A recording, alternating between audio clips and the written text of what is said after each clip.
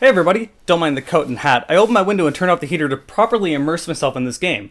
And since Portland has such a big problem with the mentally homeless, it really is just like the game. Cryostasis Sleep of Reason is a Ukrainian first-person shooter developed by Action Forms. Action Forms have somewhat of a cult following. They made the original Carnivores games, although they didn't make Carnivore Cityscape, thankfully. They also made another game that's somewhat well known called Vivisector Beast Within. I've gotten a lot of requests to play this game, and the only reason I haven't is because it's a really long game, so it would take a lot of time. But before I talk about Cryostasis, I need to give a thanks to my sponsor, Raid Shadow Legends. Yeah, Raid is everywhere. They've gotten almost 15 million downloads in the last 6 months alone. So what is Raid Shadow Legends? Raid Shadow Legends is a dark fantasy, a hero collection turn-based RPG game with over 400 champions for you to collect and personally customize. You can gather orcs, undead, knights, elves, and more, assemble a team of 16 factions, explore over 1 million champion builds, and if PvP is your thing, this game's got PvP, along with many other options. Here's some other cool features this game has. Multi-battle auto mode. Say you have to do the dishes but you want to grind out in the game? Well, set this mode on and the game will grind for itself while you get your work done. Then when you come back, you can get to the fun that you wanted. There's weekly tournaments and events. These might be fighting in the PvP arena, running special dungeons, or just leveling up your heroes. And as always, there will be extra prizes every week. The game is already huge, but it's still growing fast. In fact, here's their roadmap for what they have planned in the future.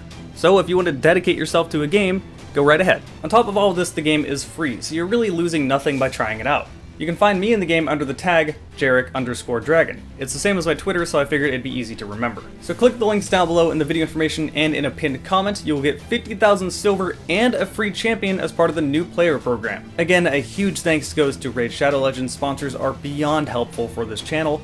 But with that all said, let's get back to Cryostasis Sleep of Reason. Cryostasis was released on December 5th, 2008 in Russia, and then a year later for the rest of the world. The game got mixed reviews, averaging to around 69 out of 100. That doesn't quite tell the full story though, as reviewers tend to either like it or dislike it. You would either get a 4 out of 10 or an 8 out of 10. And that makes sense. When this game came out, everything had to be faster. This was the Call of Duty era. And even to this day, I constantly hear people say, "I tried to play this game, I gave up. You move so slowly, it's so boring."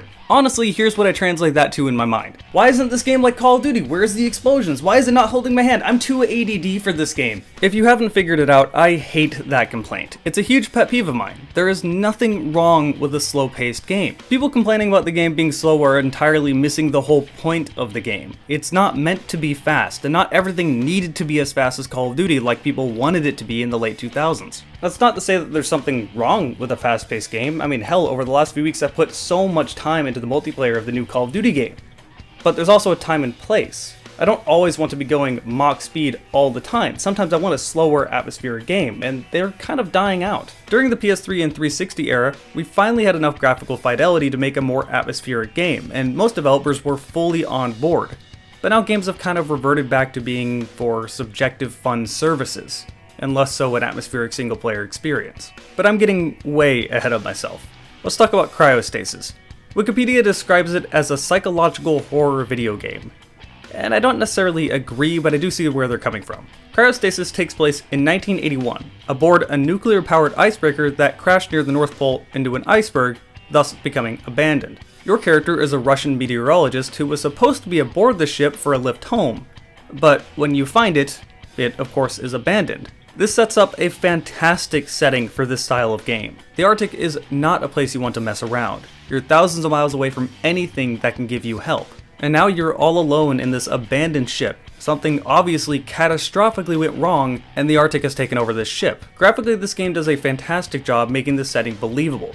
It looks cold. Frost covers every wall of this ship, and the texture is pretty high detail for a game that came out in 2008. Your animations are incredibly slow, which part of this undoubtedly has to do with the fact that this is a Eurojank game, but when you're this cold, you're not going to be moving fast anyway, so it works well. This also leads to one of the game's interesting mechanics, and that's that your health bar is tied to your body heat. If you look to the bottom left, you can see the top bar, which is your body heat, and the bottom bar, which is your health. The colder this room is, your health is going to start going down.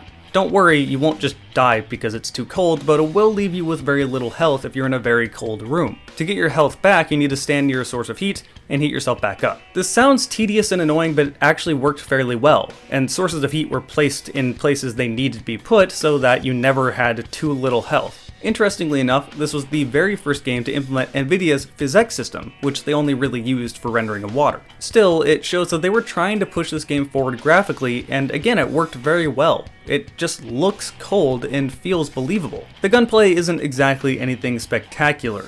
It's a little bit janky and awkward, but as you can imagine, in a cold situation like this, you wouldn't exactly be Rambo. Also, the enemies are, interesting.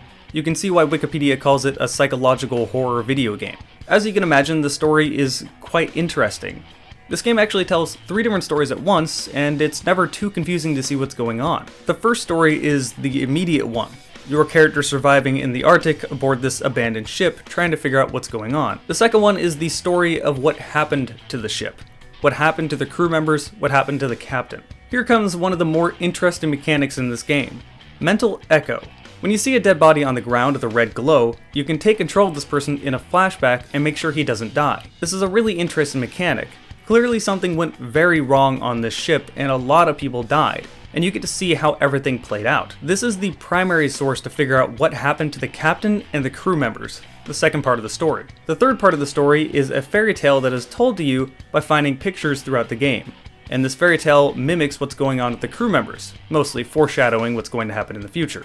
Well, the past, technically.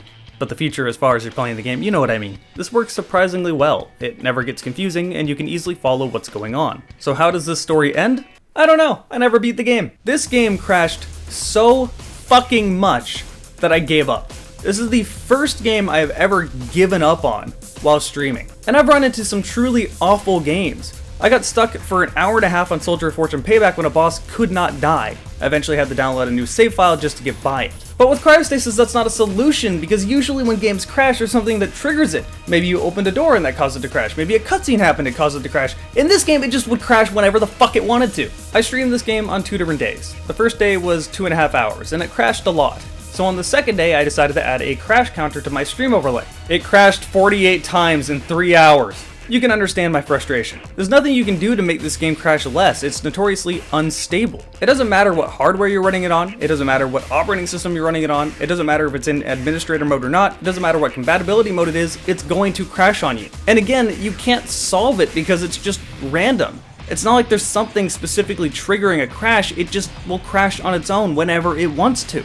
Throughout many portions of this game, there'd be a set piece. I would have to kill an enemy, walk 10 feet, quick save, and then it would crash. Restart, walk 10 feet, quick save, it would crash, and do this over and over again until I could get out of that room. And I know what's coming. There's always going to be that guy. When you look up in forum posts trying to find a solution to your hardware problem, someone comes along and goes, well, I didn't have any of these issues.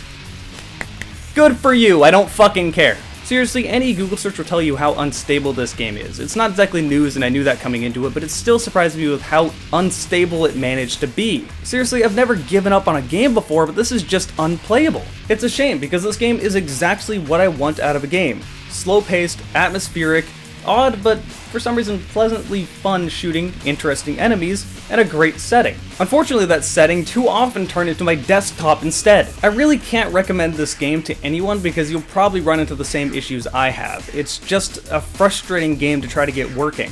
It doesn't matter how good it could have been if you can't play it. And pardon my frustration and lack of better phrasing, fuck this game. I don't have much more to say about this game.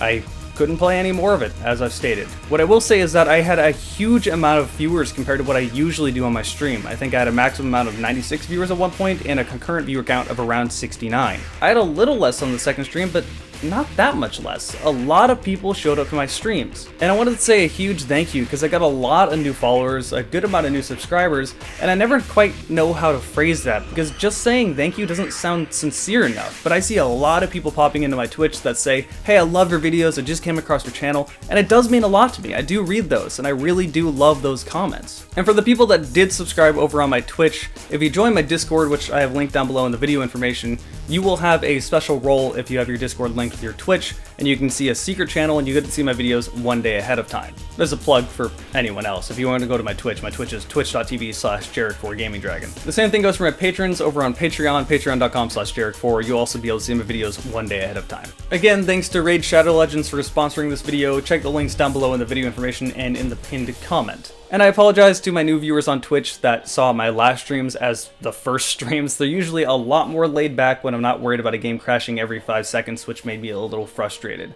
They're usually more fun, I promise you. Those just kind of turned into IT streams. So thanks to all of you for watching, thank you for checking out this video, and I will see you either over on Twitch or for my next video.